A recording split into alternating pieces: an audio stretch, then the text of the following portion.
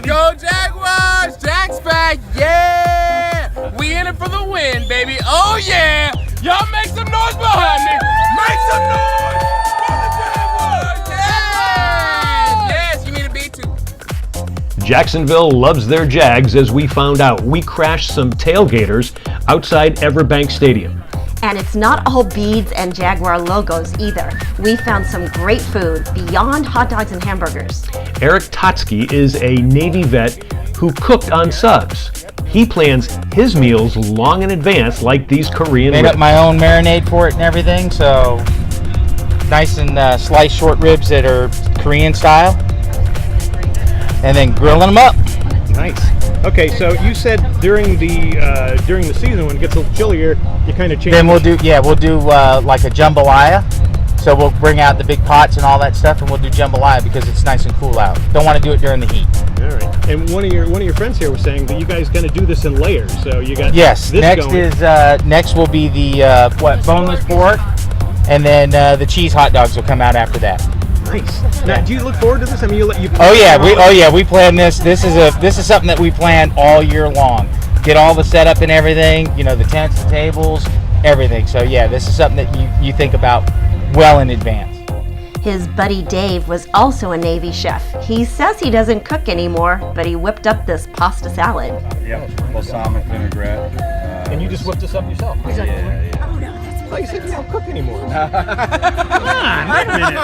This is bruschetta, little bruschetta, and some salami and cheese that he threw in there.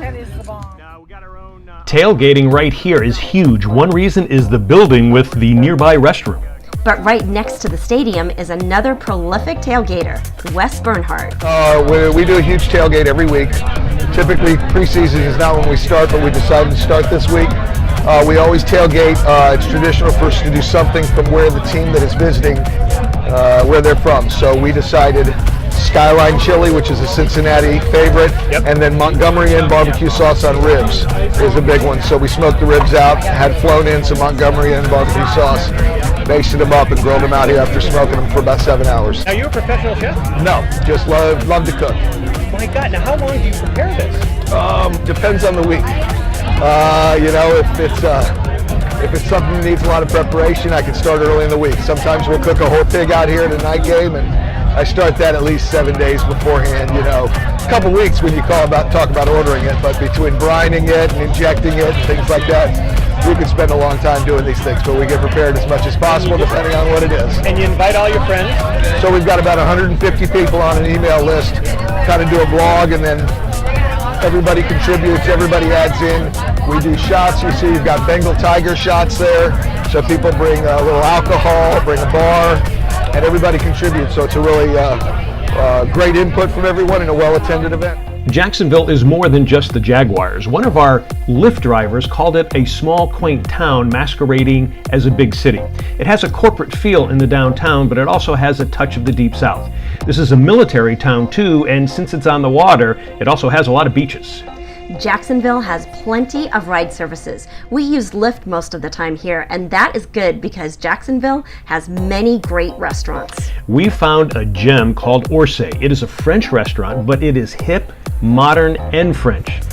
We snuck in on a Saturday night with a wide variety of patrons of different ages and ethnicities. The staff here is deeply committed to their food. They take tests on the menu every week, and that attention to detail really pays off. They also have some very creative cocktails like this blood orange martini. Another cocktail with an orange theme was the Crucial Taunt with rum. These roasted oysters were superb with bacon, spinach, and Parmesan cheese. Get this entree, the cassoulet. This is a duck leg confit with local field peas, roasted tomatoes, bacon, and Pommery pan sauce. It was also our waiter Patrick's favorite. We also love this black truffle mac and cheese. Do we need to say anything more? No, it's black truffle mac and cheese.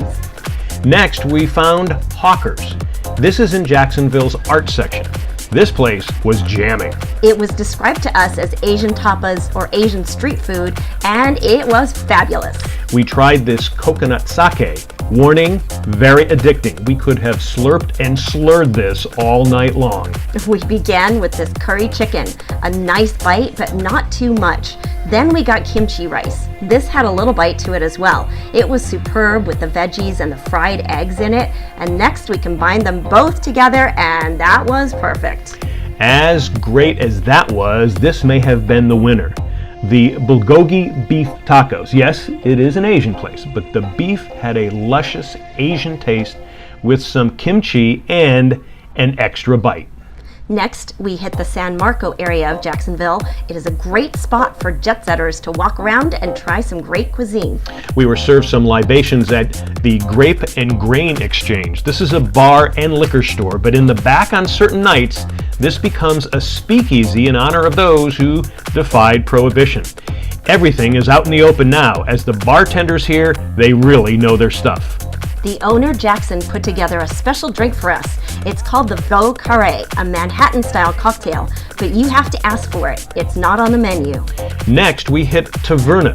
This is just another surprise from the Jacksonville culinary scene. The treat was these prawns cooked in olive oil, garlic, and red peppers. You actually used the bread to sop up the juice even after the shrimp was gone. Yes. And another great find near the airport is Millhouse Steakhouse. What a surprise. This was a great tasting gumbo. It might have needed a tad more salt, but we still thought it was worth opening your meal with. This steak and prawns dish was fabulous too. The steak was cooked to perfection at medium rare, and the prawns were nicely spiced in butter and garlic. So Jacksonville has a lot to offer. Don't put off that trip to go there.